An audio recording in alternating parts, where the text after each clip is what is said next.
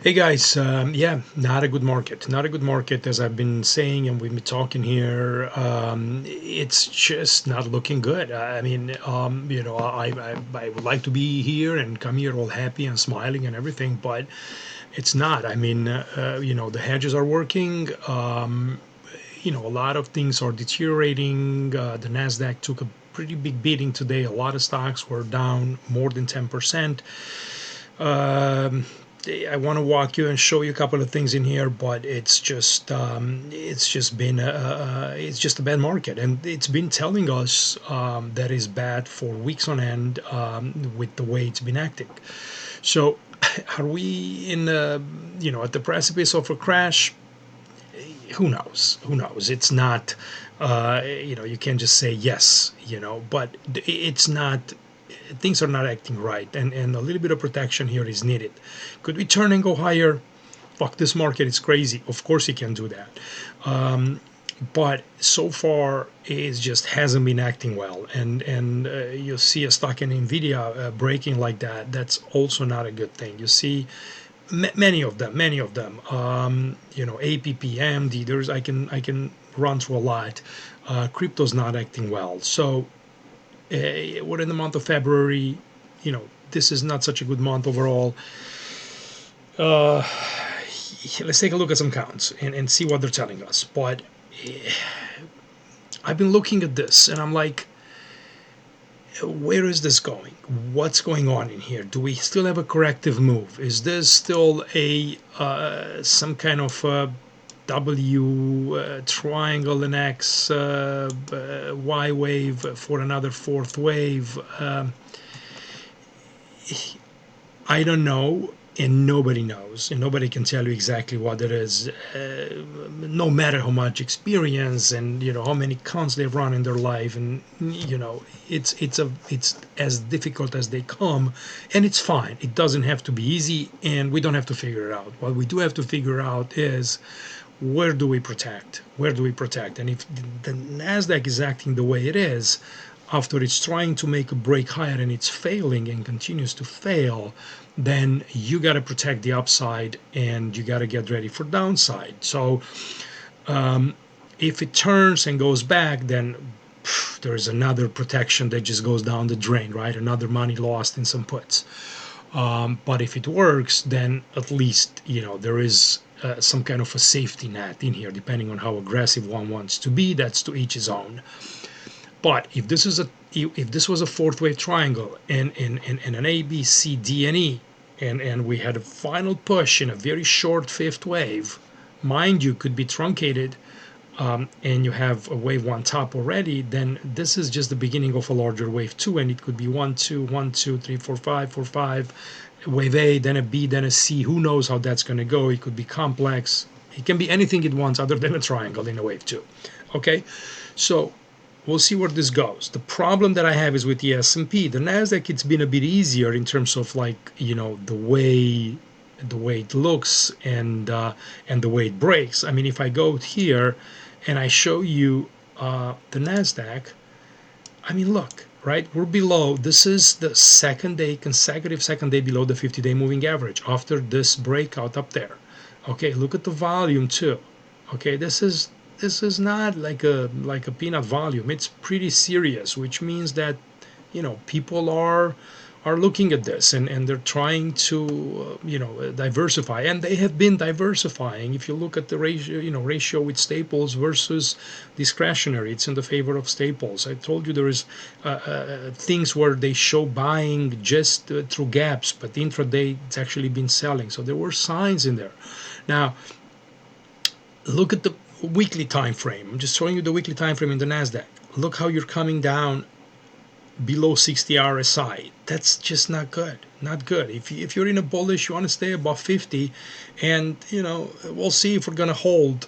And you can sell all the way into 40 and still be in a pretty good bullish move, but you're gonna have some kind of a intermediate correction in here until you reach 40 RSI. How that market is gonna look by the time it hits 40 RSI, if it does? Are we gonna go back to 23,000 in the Nasdaq? We'll see. But this is some ugly action right here. It's expanding. What is it doing? So back to the wave counts. I want to show you. Oh, that's Bitcoin. I'll come back to that. Sorry, I keep messing that up because I don't know which version of Motive Wave. I got two open, one for the stocks, one for crypto, so they don't mess up my data. But let me take you to the S&P. So here is the S&P, and this is a big. It's a big mess in here because I can count it like I'm counting the Nasdaq with a triangle, because it was diverging and it made a new high. So this is still legal in here, 1 2 small 1 2, and you can turn, right? So this market kind of gives me the creeps a little bit. It's like, what is it doing? I know the moment you break below this level, right here, I know that the moment you break, then we got something. But then what do I do? Let me just move this out of the way. And I I I don't know. I gotta go back to that diagonal somehow. Like it's ugly as hell, but I gotta go to a 1 2 3 4 and 5. Am I even doing this right? I don't know. It's that's Believe me, I was looking at the triangle too. But I mean, what kind of triangle I could get out of this thing? A what B C D sorry D and E. That's, and then a final fifth wave right there. It's not even a running triangle. It's an ugly mess. It's not right. So, and since we made a new high in here, counting this as a diagonal, and then you can't. So either we're going bullish, or this has to do something. So we can, I'm curious how this count will pan out. I'm very, very curious. On the I mean, the Nasdaq it's a bit easier, but on the S&P, it's, maybe I'll think about it later and see maybe if I can come up with something more intelligent. But again, I don't have to. What I need to see in here is the way it's acting. And if it breaks certain levels, I know I got to get even more defensive, and then the count will reveal itself too. But the price action has been telling us, man, this market is crap. So now, let me go to Bitcoin in here. And again, I want to show you a couple of things. Look at the chart. Let me get my mug out of here.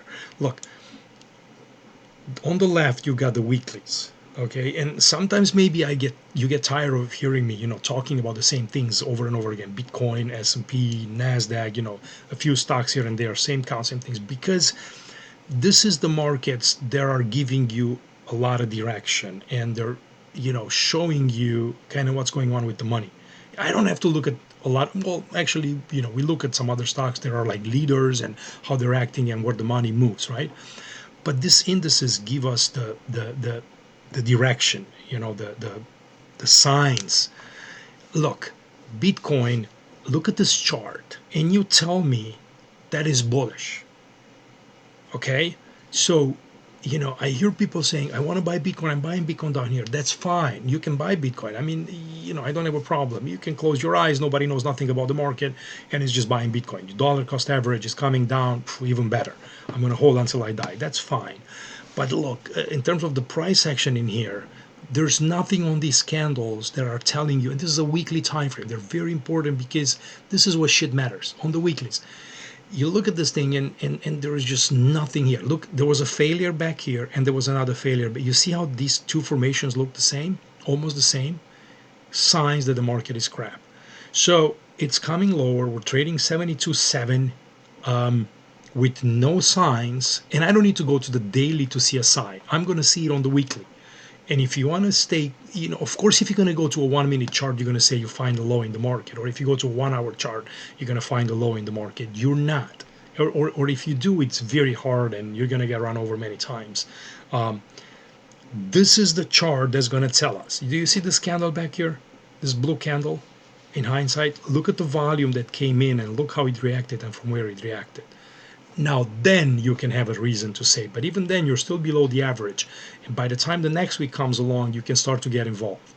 Okay, but none of these ones back here were not ready. We're not ready. This wasn't a bullish hammer. The next ones in here had rejections from higher. you know, you could have tried this and then get stopped out on this candle back here, you know. Probably a lot of people freaked out back here, maybe myself included, when I saw that move, you know. And then well, that's what you need to see. You need to see something strong, a bullish engulfing, a hammer, you know, some kind of a formation that tells you, man, you know, Bitcoin is about to reverse. On three big red candles like this, you know, you can be right and say yes, it's going to reverse. But where is that on the chart? It's nowhere. Even this pattern in here, how fucked up this pattern was, you know, that we tried to count it as a diagonal, something like that, or, you know, because he was acting a bit good. But then what? This week failed. This following week failed. There was nothing there. Nothing, just by a quick ABC up. So now, if that's an ABC up, what is this move? Is this, you know, people say, well, Chris, you got a 1, 2, 3, 4, and 5. Well, if you have 5 waves down, you know, that's just the first portion of a move. That means you're going to get a B wave and then another decline, which sends me to a wave, to a larger wave 2 in here, right? If it's a 1, 2, 3, 4, and 5 with the wave A, that means a B and a C, and we got to change this to a WXY. Okay, if it's a 1, 2, 3, 4, 5, and it's a low in wave 2, you know, like this in a simple ABC, it's kind of short, if you ask me. It's kind of short compared with the wave with this ugly decline as well. And if it is like that, then it's going to show up on the chart. Going back to the weekly, it's going to show up here. If this is an ABC, and I'm going to see it. But I'm telling you right now, you know, if I see a candle, a bullish candle like that, that looks good, and ideally, you know, gets back above this 50-day, who knows where this is going to be by the time we get those signals, you know, I'm just going to nibble, because literally you got to get back above this high back here to be able to say, man, you know, I think we're out of the woods in Bitcoin, and you can like have at it. So it's a tough market. You know, if you try to pick a low in here, you know, you're courageous, you're a hero, you're good. Have at it. I've done it. Trying to, you know, several times I picked it, but over time I lost money trying to pick lows with wave fives, calling for a wave five you know, as the market goes up or as the market goes down, it's going to get you hurt more often than not. So I know it's cool to find tops and bottoms. I know it's cool to read the turns, but listen, you know, have at it. Find it. Let me know. I'll see it. I'll see it right here. I'll see it right here on this chart when things start to turn. So this is, you know, this is what's been bothering me here in Bitcoin. So we'll see what happens. We are at the pretty decent support, but the market has to show us. So far, you know, not looking that good. And now if I go here, you know, and I show you yesterday, right? We looked at Nvidia. Look at Nvidia. You know, that short kicked in heavily today. We shorted yesterday at 183. Today we traded as low as what, 171. So why? Because it failed, because it broke below the 50-day, because it broke on high volume, another day of high volume. Now we're coming into the 20-day, we're coming into support. We can expect some bounces, but it doesn't mean that it's going to turn. It doesn't mean that it's going to turn. I'm very curious, if it does go higher, what does it do up here as it goes back towards a declining 50-day moving average? What's that's going to do to price? We'll see. But Nvidia is a big stock, and if these guys start to let it go, a lot of other would follow. And this is something that I showed on Discord today, just a little while ago, and I'm going to show you this.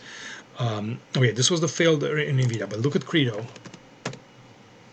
Okay, and maybe I showed this as well.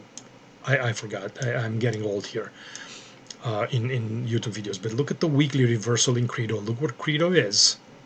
Okay, and it's been a short since basically this formation and since below the break. They tried to take it up higher here, but they failed. So now I'm going to show you something else, a stock that a lot of people loved. SanDisk. Okay, now that's just weekly. I'm going to go on the daily, and I want you to look at this right here. Okay, I'm pretty sure I had, oh, that was another platform, but let me do this. Okay, on the daily, they're fine. That's why the weekly charts have a lot more power when the, you know, because it's just more time, it's more volume, it's more, weekly charts are just, that much more powerful, right? Because they're just on a longer time frame, and they just mean business, 4 hour, 1 hour, it's just a bunch of wackos going up and down, but the real message of the market, it's in the weekly time frames. The dailies are also whippy. So, but look at SanDisk, and he had a huge advance.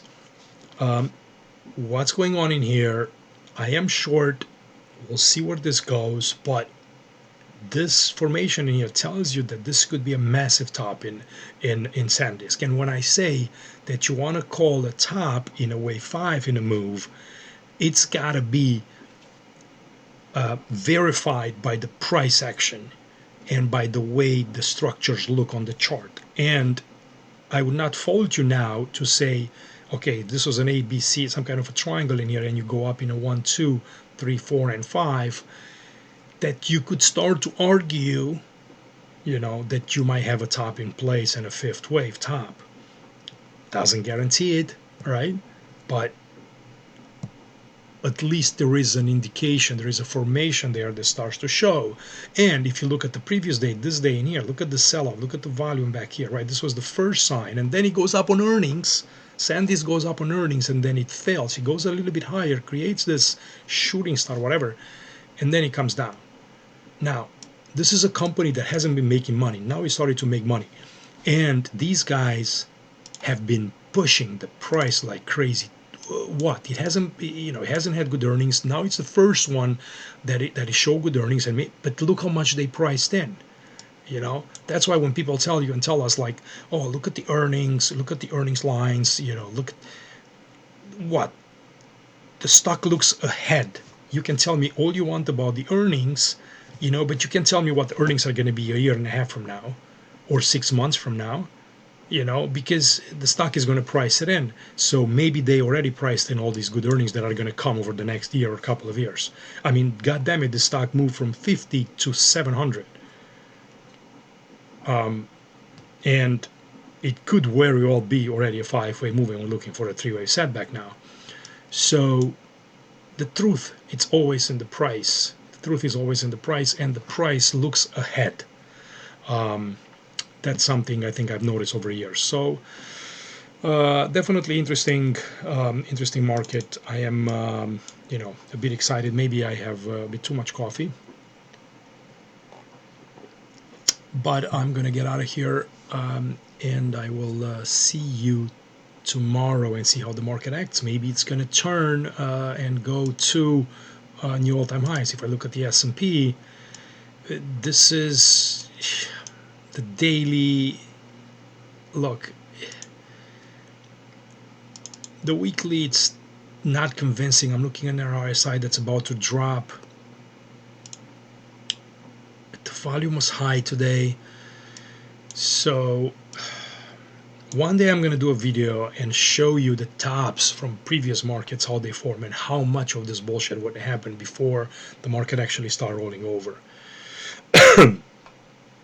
Silver and gold are still holding in here pretty well, I must say. I was expecting some more persistent selling after this mess of a day, but maybe this was just clean up a bunch of leverage, and we're gonna grind our way higher. I know if it goes up to 100, I want to sell some silver. I want to sell some of my own silver. Gold, okay, halfway of this move, and then the dollar index, it's coming back in here. So I don't know. We're in a crazy market. But thanks for watching. Tomorrow, bye.